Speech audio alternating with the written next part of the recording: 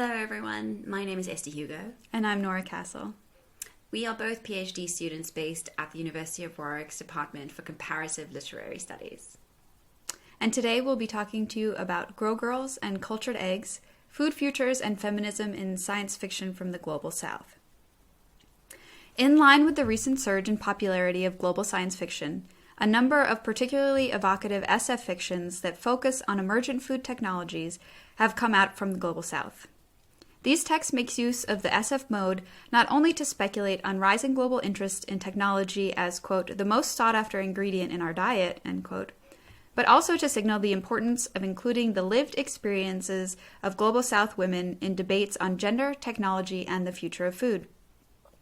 Working at the interstices of food studies, critical race studies, science fiction studies, and feminist analysis, this presentation maps new directions in feminist speculative fiction through a reading of cultured, i.e. lab-grown, foods in two of these recently published SF texts.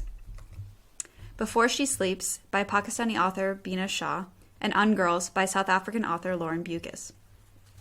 While the aim of our analysis is not to undermine the real and potential benefits that science and technology have enabled, we're interested in how a critical race feminist food studies lens can put pressure on the techno-utopic futures articulated and critiqued in these SF narratives.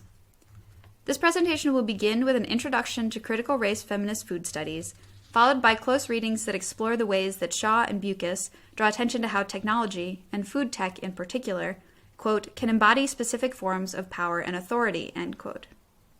We conclude by suggesting that while technology can be leveraged to create efficiency and sustainability, it must do so in a fashion that incorporates an intersectional praxis, or else act as the instrument for its own failure as a sustainable solution to global crises.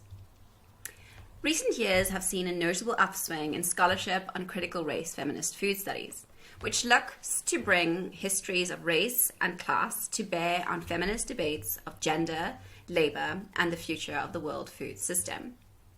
For critical race scholars such as Elaine Swan and Maud Perrier, any discussion of the future of food remains incomplete without taking into consideration, I quote, the working lives and inequalities of minoritized workers, often racially minoritized women, in the global food system.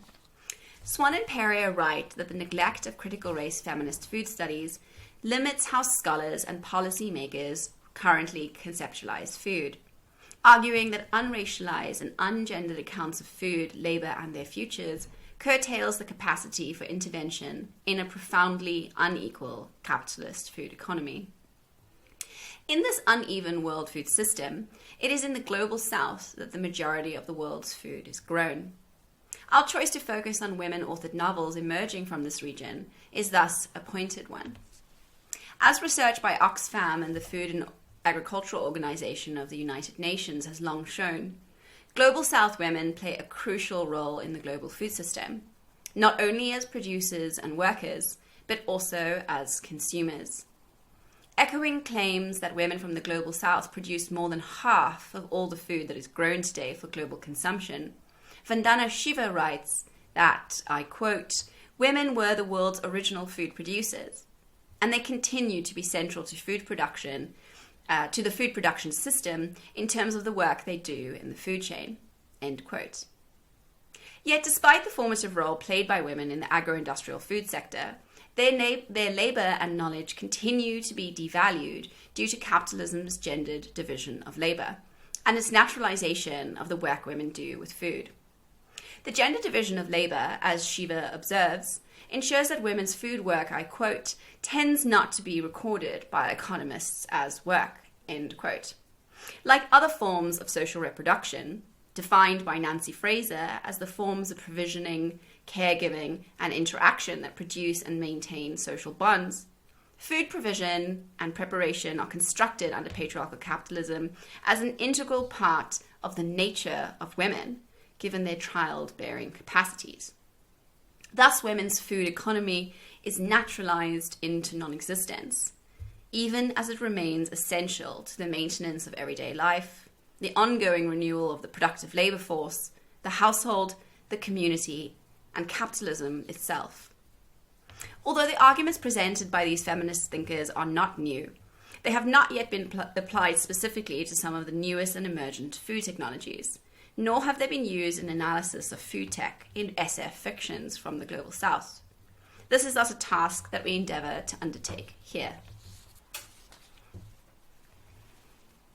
Bina Shah's Before She Sleeps uses cultured food to shine a spotlight on women's social reproduction with regard to emotional intimacy. The novel is set in a future Southwest Asia 50-plus years after a nuclear war. Green City, the narrative's locale, is positioned as an ecotopia, but rather than existing in, quote, interactive harmony with ecological systems, end quote, it is touted as an example of human exceptionalism and mastery over nature. Green City is also a techno-utopia, and all food is produced by lab-grown technologies. Quote, all beef, eggs, in fact anything natural, is created in a lab with synthetic polymers, proteins, DNA, end quote. This technology is one that is already in development in the real world, and as of December 2020, has even been tasted by the public. While many companies globally, such as Eat Just, Higher Steaks, Mosa Meat, focus on cultured meat, others focus on culturing other animal products such as fish, like Finless Foods, egg whites, like Clara Foods, and milk, like Perfect Day. These products are pitched as the perfect solutions to the problems of animal agriculture. Described as cruelty-free and environmentally friendly, they nevertheless provoke questions about the ethical use of genetic material, as well as about affordability and access. In one particularly evocative scene, Sabine, one of Green City's illicit emotional intimacy providers, is with one of her clients, Joseph. He has hired her to come chastely spend the night with him, to hold him and listen to him, to provide him with companionship and a, quote, temporary illusion of fidelity, end quote. The morning after scene occurs in the kitchen, one that provides personalized food recommendations. Joseph, quote, cracks open 2 cultured eggs, then scans his kitchen display to see what he should add to it: cultured meat, vegetables, or biolab cheese. The display will decide based on what Joseph has been eating over the last few days, end quote. The technology of the kitchen here supplants traditional women's knowledges, thereby allowing Joseph to appropriate the domestic space as a masculine site to reinforce his dominance. Far from freeing Sabine from the shackles of the kitchen, Joseph mobilizes food tech to demonstrate the power that has been accorded to him through the patriarchal rhetoric of sophisticated science. As Joseph puts it, quote, there's nothing in this city that isn't available to me. Food, drink, drugs, riches, power, pleasure. Why on earth would I restrict anything for myself when science has given us every way of eliminating their consequences? End quote. Directly after Joseph makes this claim, Sabine has an unsettling vision. Quote, an image comes to my mind, unbidden, of him crouching over me the same way he's hunching over the counter, of him watching me as intently as he watches his eggs cooking in the pan, end quote.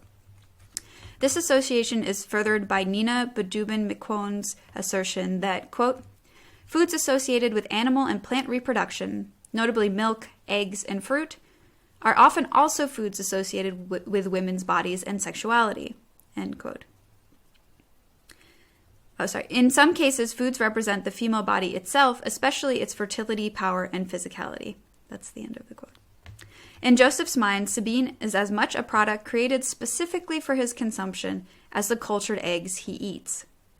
Sabine might not be a reproductive unit like the wives of Green City, but she is being asked to perform a domestic imaginary free from the responsibilities and trials of familial life, just as the cultured eggs provide a food imaginary free from the messiness of farms, animals, and agricultural systems. Food here is not pictured as part of a meaningful, nurturing relationship, but rather it reflects an upper-class male's cultural expectation of mastery over others, women's, animals, bodies, and the environment. The use of cultured foods, which here signify man's triumph over nature, reinforces Joseph's inherent belief in his own superiority.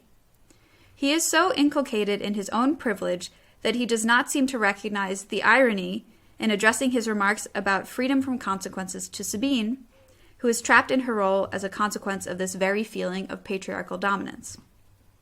Thus, even in a world which has enacted dramatic social change, these techno-fixes are used in lieu of addressing societal problems, or in the case of Joseph, as a method of refusal of acknowledging that there are any problems at all. The environment tamed, babies made, and food created, those on the margins are meant to accept their lot for the greater good, while the men in charge enjoy unlimited freedom. Like Shah's Before She Sleeps, Beucas's Ungirls similarly imagines a near-future dystopia in which the consumption of cultured food has become commonplace. To this end, the novel draws on the technologies of in vitro meat, IVM, to tap into the speculative literary potentials embedded in the aphorism, the pleasures of the flesh, which Beucas takes to its literal and queasy extreme. Ungirls is set in a near-future Cape Town, South Africa, and follows the story of Natalie, known to her friends as Nats. Both actor and sex worker, Nats is a young, mixed-race woman who supplements her income from sex work by providing voiceovers to newly developed lab-grown sex dolls called Grow Girls, or, less tastefully, Grow Jobs. These dolls are explicitly born of IVM technology. They are sexualized extensions of organogrows, live flesh incubation units that have been developed, I quote, to grow organs for transplant to humans. The organogrows are described as the medical breakthrough that will eliminate the black market trade in organs. Through the figure of the Grow Girl, a specifically gendered variation of the organogrow, Beucas presents the consumption of women as taking both literal and symbolic form. In addition to the organogrows being developed for cis-heteronormative sex, rumors have begun to circulate that they are also literally consumed. We later learn that a Miami-based restaurant has been accused of hosting, I quote, a 5-course cannibal dinner using organogrown meat and organs, end quote. So Beucas extends this process to symbolically express the objectification of women's bodies under patriarchal capitalism, most powerfully raised in the profit-driven, male-owned corporation that is Glory Morning, which is responsible for the Grow Girl technology. Even as they experience emotional attachment to their dolls, the men in the novel still view the Grow Girls as fungible commodities and status symbols, an equivalence that they express with metaphors that emphasize the Grow Girl's materiality as meat. Descriptions of the dolls as meat bags and meat puppets illustrate their transformation from once living cells into dead, insensate things, which submit to the will of their male owners in the same way that meat submits to the knife and jaw. As products of a carnist world, the creation of the Grow Girls draws attention to how meat culture, to borrow from Annie Potts, remains fundamentally associated with and invested in capitalism, consumerism, and the notion of free will, a perspective that positions all non-human life as a potential resource, end quote. Like Before She Sleeps, then, Ungirls illustrates how certain food technologies, such as IVM, appear as less of a solution and more of a symptom of the violent subjection of both non-human animals and women within industrial, patriarchal, capitalist cultures. In a nod to the chicky knobs that feature in Margaret Atwood's Oryx and Crake, the organogrows are equated not only with meat, but with meat that has no connection to life or thought. They are like those, quote, headless chick meats in lab farms who lack sufficient brainstem to generate consciousness, quote, finished. Yet, even as the Grow Girls are denied humanhood, they retain a certain vitality. Yes, they're alive, the author of the same article admits, but only in the way a sea urchin is alive. In this sense, the novel is less interested in challenging the terms of the species border than in advocating for movements that seek to decriminalize sex work, and in so doing, give back to sex workers the humanity that they are continually denied under a system that discounts both their humanity and their sex work as work. Echoing the promise offered by IVM, which ostensibly provides an alternative to the bloody horrors of the factory farm, the Grow Girls provide a substitute for the supposed messiness of real women's bodies, Thus, while the novel critiques IVM for its reinvigoration of what John Miller terms carnoculture, it also asks pertinent questions about the ramification of techno-fixes such as IVM for those who are already relegated to the margins of society.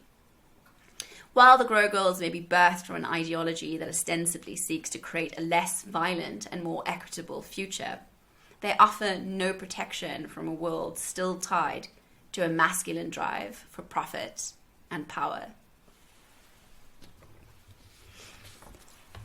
Angela Lee reminds us, quote, "Science, technology, and the laws and policies that regulate them are not disembodied practices, but are intimately located within broader realities and structures of meaning." End quote. Adopting this view, we have argued that SF fictions from the Global South offer insightful ways of viewing food tech from the perspective of marginalized women who lie not only at the center of the world food system, but also experience its violences most powerfully and painfully. The novels use SF not to express an anti-technology perspective necessarily, but rather to point towards the necessity of a sustainable future in which food is not configured by those exploitative processes that continue to shape the past and the present. Thank you so much for listening. We'd love to hear your thoughts. Feel free to email us at any time. Thank you.